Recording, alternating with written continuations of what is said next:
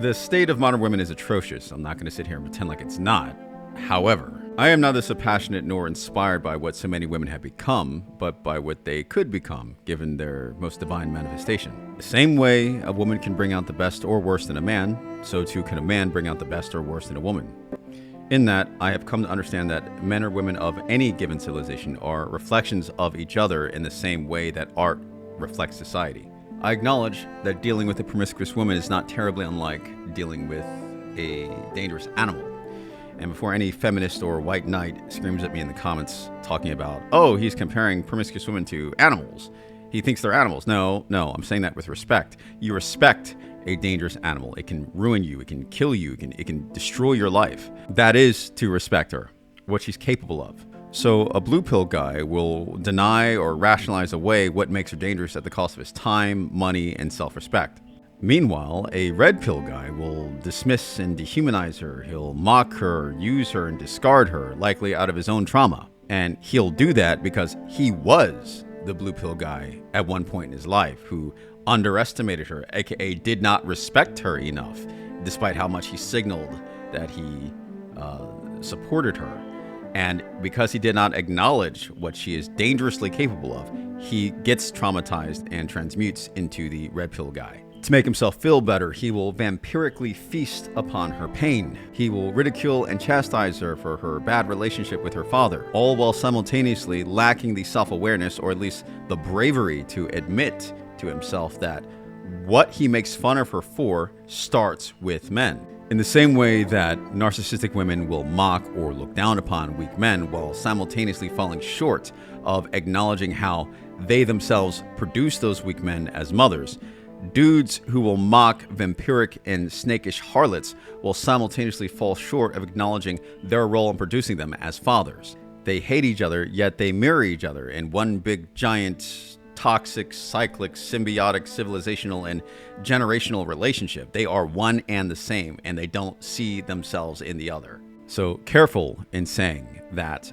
our women are not worth fighting for, because if they're not, it is only because, or at least primarily because, we failed them as fathers first.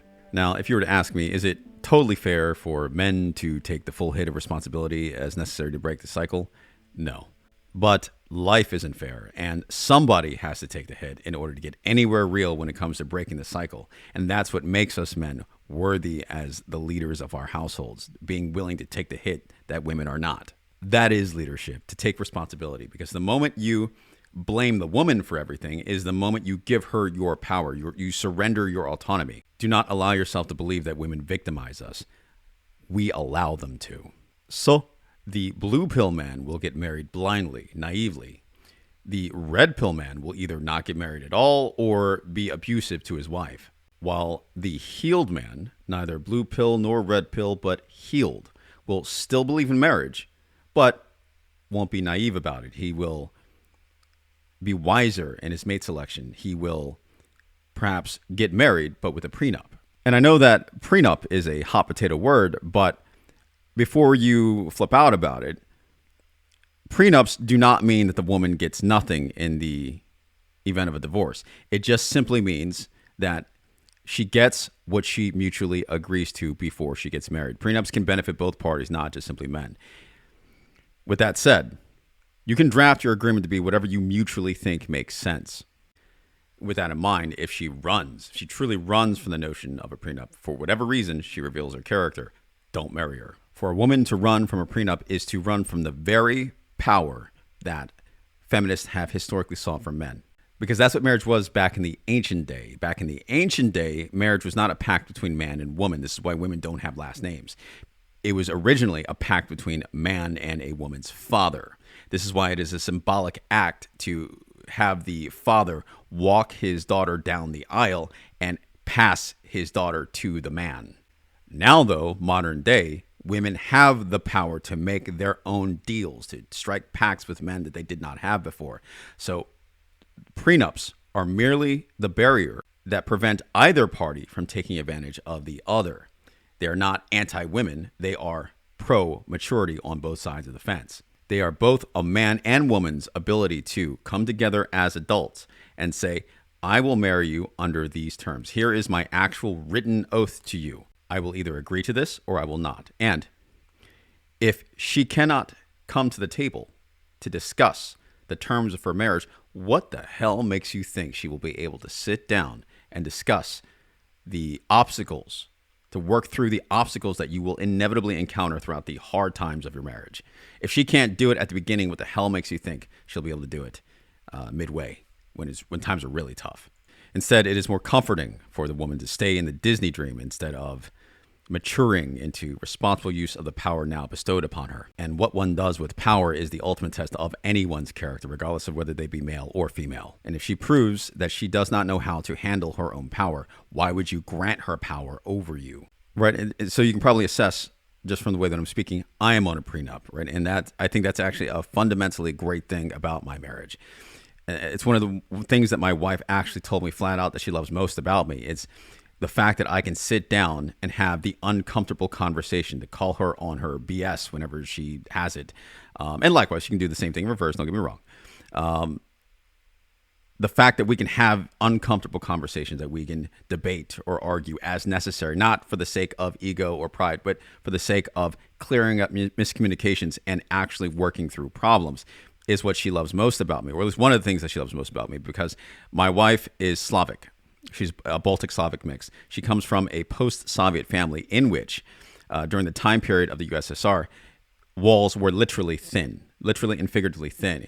You had to watch everything that you say, both inside of your own home and outside of your own home, lest you get sent to the gulags.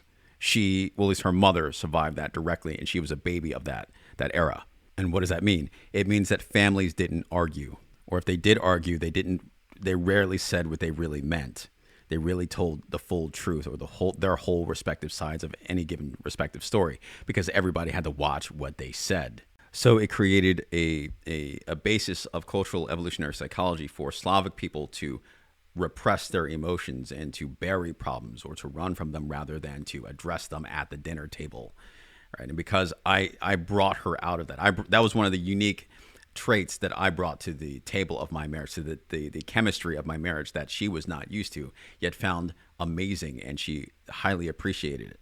And that's, tying into why and how we got onto a prenup. It's just my personality to discuss options of all kinds and scenarios of all kinds that of any given conceivable adventure. I have to. That's part of being a responsible leader, to develop contingencies or other pathways, to have a plan, right? Women say that they want a man with a plan. Well, that's an iconic aspect of being a man with a plan, of being able to see and respect all parties in a given interaction, to be able to see that, to not be naive, not be a fool, and say, okay, we all, both you and I, husband and wife, we both have light sides and shadows. Okay, here's what happens. Here's the contingency. Here's the plan for navigating a lifelong devotion to one another with respect for either side of our personalities, both the light side and our Jungian shadows. And with that said, we have been together for 13 years and counting, with multiple children, and it's not looking like we're going to divorce anytime soon. That chemistry works. So what is the healed man to do? Simple. First, before you get married at all, before you even commit to any long-term serious relationships, figure out who you really are deep down, what you really care about. Become real with both others and yourself about what you stand for, who your enemies will be, or at least your counterparts. And throughout the process of doing so, figure out your negotiable and non-negotiable values. Figure out what you're willing to concede on, what you're willing to compromise, and what you're not, the hills that you're willing to die on, to either not get married at all on or divorce on, and stick to them. Secondly, walk away from the women who are damaged beyond recovery, or those who needlessly disrespect you or demand that you compromise your non-negotiable values, leaving only the women who truly appreciate who you really are and what you truly stand for remaining. Thirdly, hold everyone around you in your inner circle, including her, to higher and higher standards of moral accountability and character as you grow as a person. Doing that will continually challenge her. That'll keep you interesting throughout the long period, the long stretch. It is imperative that you continue to grow, that you do not stagnate, that you look at your adventure not as the end, but as a new adventure on which you are simply fused as a party together to experience. And as you grow, Watch how the strength of your influence either brings out the divine in that woman that you have devoted yourself to, or burns her away like a parasitic demon that doesn't belong in your life to begin with. In either scenario, you win.